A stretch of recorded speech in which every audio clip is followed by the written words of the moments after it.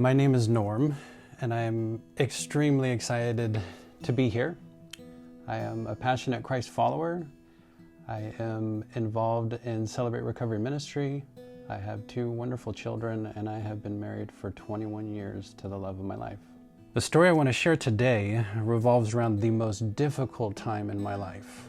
I think when I was at the lowest I had ever been, when my wife told me that she no longer loved me and wanted to leave. And I remember at that time thinking like my soul had been ripped from me, and the emptiness that I felt was just nothingness.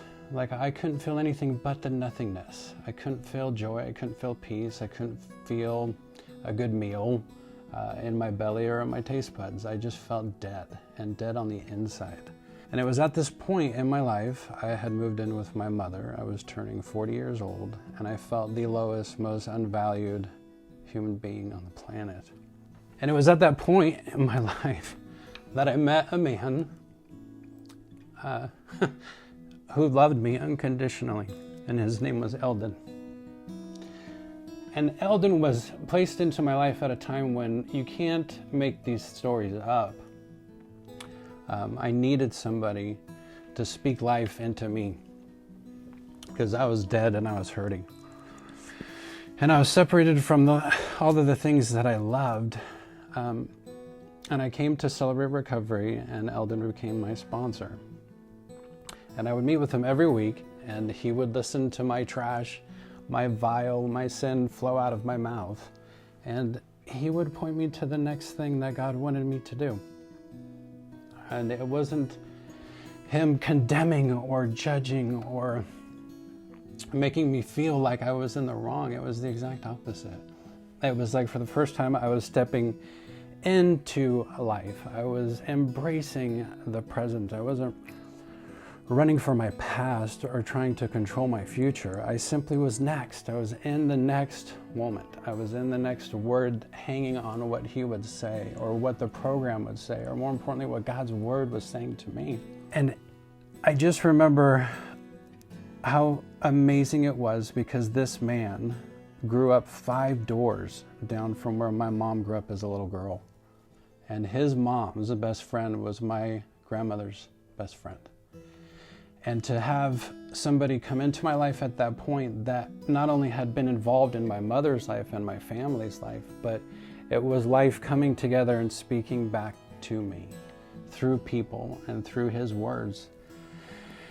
And it was at that time, about 24 hours after my wife told me that she did not love me and wanted to leave me, that my best friend and business partner wrote a poem, and he texted to me.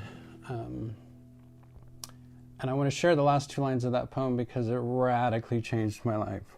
Please form me a graceful next. I love, I cry, I miss you, I'm blessed. And I remember thinking there was no way this was God's timing to bring these 2 men into my life, and both reveal the same truth to me through this word next, that I had a choice to respond to my wife's words. I could accept them and let my marriage go, or I could choose not to accept them and believe in something greater than who I was or where I was as a man at that point in my life. And it was because those 2 men speaking to me life through sharing what it is to respond to life, to not react to it, to not have my emotional demons just run amok and steer me in directions through words and behaviors that I no longer wanted to do. And those 2 men radically guided me in the most darkest time of my life, and I love them dearly. They are still very much a part of my life.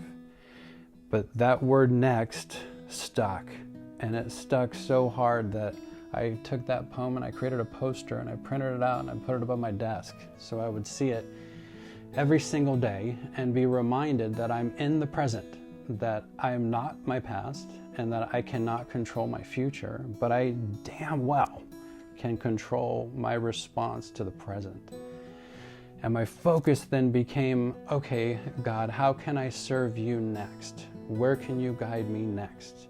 How can I love my wife and be what she needs me to be in the next moment? And that became my projection. That became my path. Is that word next saved my life.